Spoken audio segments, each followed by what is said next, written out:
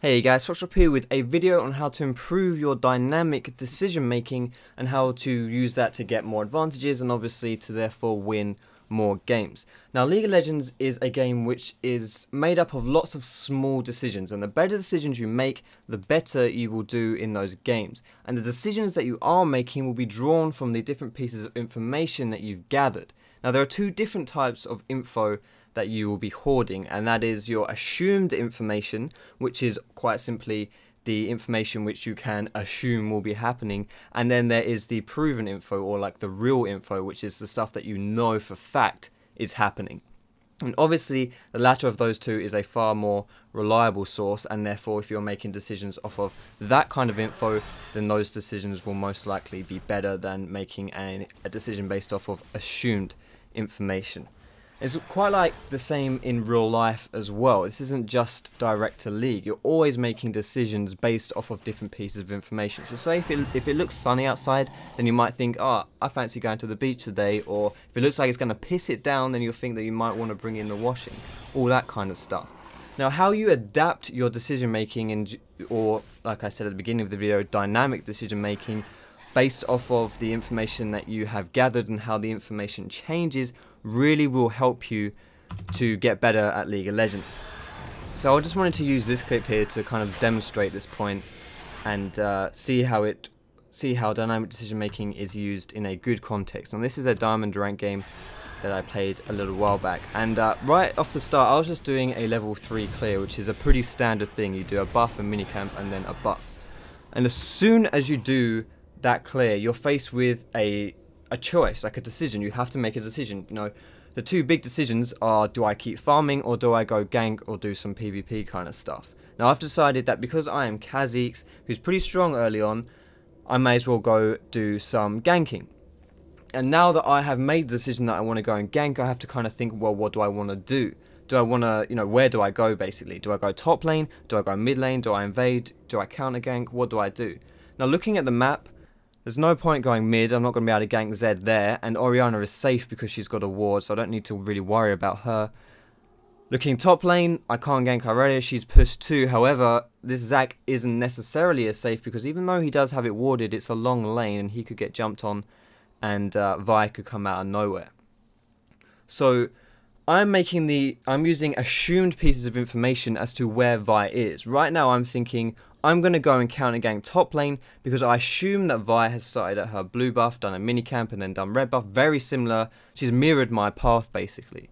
So I assume that that's what she's done, and so I'm looking at it from her point of view. Where would she be going? Where would she want to go? And Zac is the perfect place for her to be ganking. It's pretty easy to gank for an Irelia because she has a nice CC. Zac is massively overextended, and top is quite a long lane, so it's easy to chase someone down to get a kill. So I assume Vi's going to go top, so I go to counter gank here. I try to go through the lane to set up a counter gank so that when she comes, I pop out the bush, surprise, we kill her, all that lovely business. However, she shows on this mid lane ward here, so my assumed information about Vi wasn't necessarily correct, and now, however, I have gained a piece of proven or real information because of this ward. I know what she is at mid lane here. So she shows there for a very split second, but I see it because I'm paying attention to the mini-map, which is something you always should be doing, especially on jungling. And so I have to change my decision now. There's no point me counter-ganking top lane because I know that she's not coming up right away. I'll be sitting there for a while if I do go for a counter-gank. Or now that I know where she is, I can make a better decision. Counter-ganking is still an option because Vi is still most likely going for the Zac because he's still quite juicy, but I can make an even better decision now. So the decision I decide to make is I decide to go and sit in this tribush here in top lane. Now there are a lot of benefits for doing this right away. First off is that this makes it very safe for Zac now. He can play very aggressively, he can do whatever he wants, because not only am I serving as a human ward, or a bug ward I suppose, I can actually stop Vi from getting to Zac. There's no way Vi can get to him, he's safe. So he can do as much as he wants, and also if Vi face checks me, which is what I assume she's going to do, I'm making another piece of assumed information based off of an actual real piece of information, i.e. the fact that she showed on her the mid lane ward. If Vi face checks me, I can take her down, I can kill her, or at least, at the very, very least, blow her summoner. because Kha'Zix is just so strong early on in the game. So when she does face check me, if you see here, it takes her a few seconds before she even responds to me, before she even realizes. Now this is actually very, very common. Like I said, this is a diamond rank game. People are not paying attention.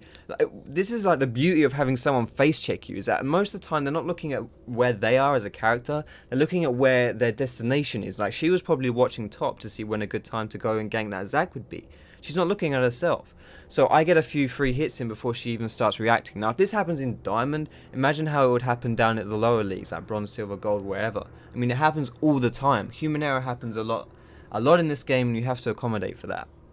And like I say, I may not have been able to kill her if she did immediately react, although I still possibly could have killed her if I had been able to chase her with summoners, but I definitely would have blown her flash. So this really, I kind of want to wrap the video up a little bit here, but this video was just my, you know, like I say, dynamic decision making. I was looking at what I thought would be a good idea. I was trying to think from Vi's point of view, you know, where would she be going, what would be a good place for her to go, and by making it work, I managed to get off a counter, or I managed to trap her. I take her double bust, I kill her early on, and that really sets her far behind, and so now my lanes are free from early pressure from Vi. So I want to wrap this video up here now, guys. So thanks very much for watching. If you enjoyed it, feel free to give it a like, and you can leave a comment discussing this topic or ask some questions and stuff. If you really liked it, then you can subscribe to me, where I put out more educational League of Legends content with a bit of entertaining stuff on the side as well. You can find me on my Facebook, on my Twitter, and you can catch me streaming on Twitch as well. All those links will be in the description. But thanks very much for watching, guys, and I will see you in my next video.